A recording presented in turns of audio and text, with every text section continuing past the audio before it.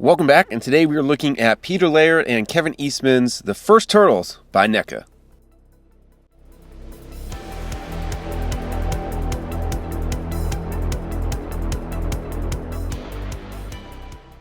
Once again, welcome back. I'm super stoked to look at this 2-pack of turtles because I've had them for a few weeks and haven't had the chance to open it, but these are coming from NECA. They're a little more affordable option. There was a different first appearance turtle that was out there, but it was super expensive, so I'm glad I waited for this NECA release. So let's get right into it. Looking at the box, you have Eastman and Laird's original turtles. So the bigger, bulkier one, that is Kevin Eastman's, and this other one is Peter Laird's design, kind of with that beak. The first turtles at the bottom of the box. Some cool artwork on one side, and on the other side you get a full cell shot of the full body turtles. So everyone who was involved in the project is down on the bottom. And it looks like Kevin Eastman did a lot of the work on this packaging. So pretty awesome. This kind of holographic slipcover that we get reminds me of the old folders we used to have in the 90s. So that's really cool. We're going to get this out of the box, and that is just a top layer box. And then you see we have more the comic style packaging for this NECA 2-pack. And not to go over packaging all too much, it's pretty much all the same artwork on this. It's just more in line with that Mirage or comic style packaging you see with the NECA figures. So you have some artwork on the side, and then again the first turtles, but big open face window, and then again just kind of repeating the different artwork that you had on the outside slip cover. So nothing special here, just kind of repeats. Back of the box again, who's worked on it. So pretty cool. We're going to crack this thing open in a second, but on the back of the box you do have this really awesome cross cell.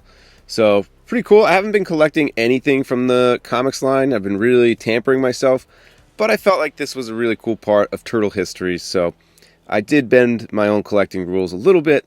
So with that, let's get these open. So some of the same artwork that you get on that holographic slipcover, it's also in the back of the box. So just a nice little version of those drawings or sketches on the inside. Pretty cool. And here's a first look at these turtles. Again, I said this is a pretty cool part of turtle history. I'm assuming if you bought these, you know exactly what these are.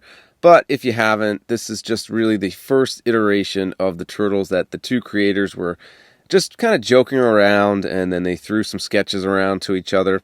And then eventually they just kind of played off that idea, and that's how Turtles came about. So yeah, there's a really cool documentary called Turtle Power. Again, I'm assuming if most of you are Turtle fans, you've seen it. But side profile, you can tell that the Kevin Eastman version is a beefy boy, and Laird's is a little smaller. So they each have their own cool, distinct differences. I do like the size of these. They do feel like a pet turtle, so pretty cool. You can see the distinctness in just kind of the designs and styles of the artist. Laird had more of that beaked sort of nose, whereas the Kevin Eastman version had more of a pill-shaped head.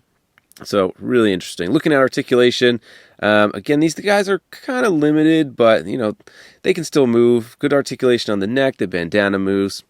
And then you will get single jointed elbows and a hinge at the wrist. So now their legs are single jointed as well. And there's a small bit of articulation in the tail. But these, again, really not that much movement, but they're pretty thick. And I don't know how many poses we'll get them in. So looking at this guy again, he has that neck articulation, has some pretty nice wingspan, single jointed elbows. And he actually doesn't really have knee articulation.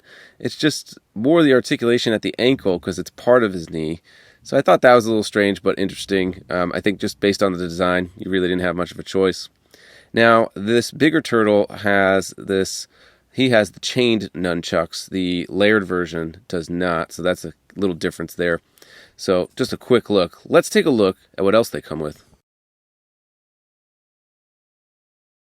Looking at some of the weapons, we have Donnie's bow staff, and it's a little different because the wrappings are not centered. We do get 2 sets of bladed weapons with Leo's swords, some nice detail with the chip in the blade, and then we get Raph's size. And I guess these can be for any turtle because I don't think at this point any of the turtles had names yet. We get some nunchucks with the chains, and my favorite is the nunchuck spinning effect. I really like how they did this, so really cool that that was included. Then we do get a billy club or nightstick, whatever you might call it, and you get 2 sets of gripping hands, 1 for each turtle. So these are actually pretty cool gripping hands, really easy to get the weapons in. And then 2 alternate heads, 1 for each. And this is more their angry, gritted teeth look. So pretty cool. Don't try and move the bandanas on the alternate heads, or maybe just be careful. I don't think mine were moving, so either I had to heat mine up or those are meant to be in that position. So just either way, make sure that you're being careful when you're messing with those bandanas. Now the gripped hands are pretty easy to get the weapons in. They're almost a little rubbery, so I was able to just kind of pry the fingers open and then make sure I got the weapon in there. So I didn't have to really force it in there.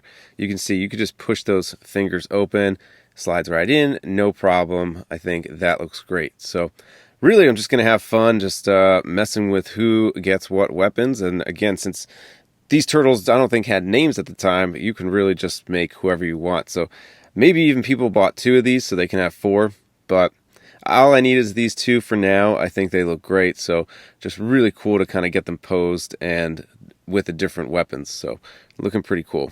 And I think I forgot to mention, but this version of the turtle came with the nunchucks, and it does slip right into a little slot that's at the wrist. And the bigger turtle came with the chain nunchucks, but the smaller one comes with the ones without chains.